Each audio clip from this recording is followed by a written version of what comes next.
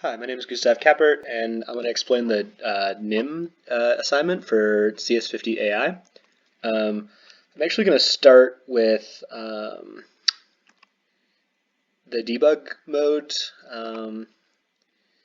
activated here, just to give like a little bit of a sense of what's going on with a program like this under the hood, which uses a Q-learning algorithm to teach a computer to play this game called Nim, which is a just boring game involving taking stones from piles. And I'm not going to get into explaining exactly what a Q-learning algorithm is or how it works, but this might give you kind of a sense. So if you the work of this program is to create this dictionary.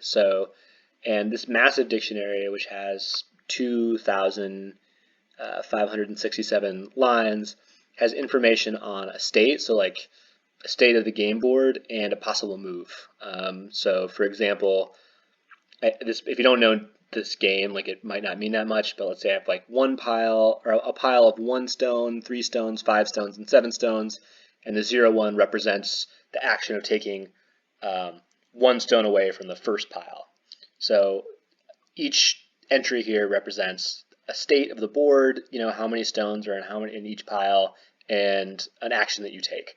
And the work of this program is to generate a score for each one of these actions. Or as many actions as possible. And the more games that it plays, the more refined its scores get. And you'll see like these are some pretty these have been updated quite a bit. And obviously like we've created a ton of entries. So if you look, for example, at like this is very close to the end of the game, right? Like you've only got one pile left and there's only one move you can make, and that's guaranteed to lose. That's scored at -1. And conversely here, if you've only got, let's see, one move to make, let me try to find one where you've only got one move to make.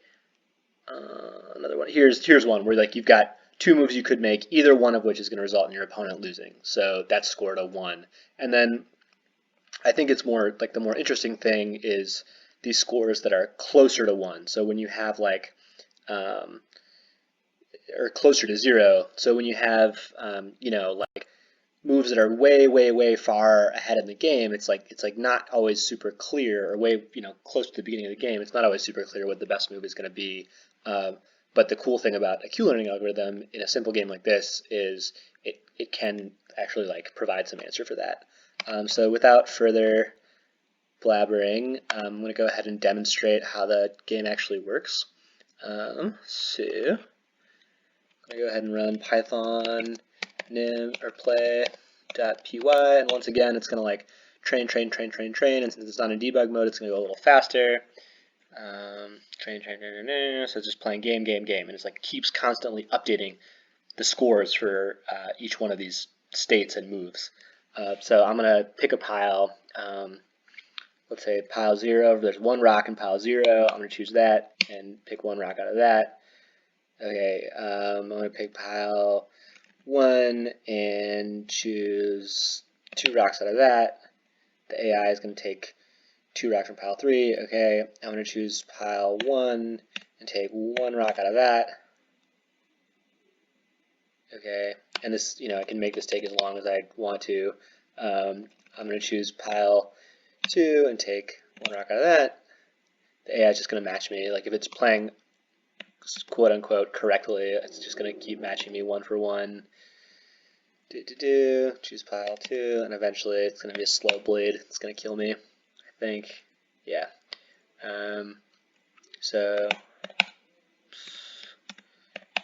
Okay, so the AI won. And if we played a bajillion games, the AI would beat me every single time.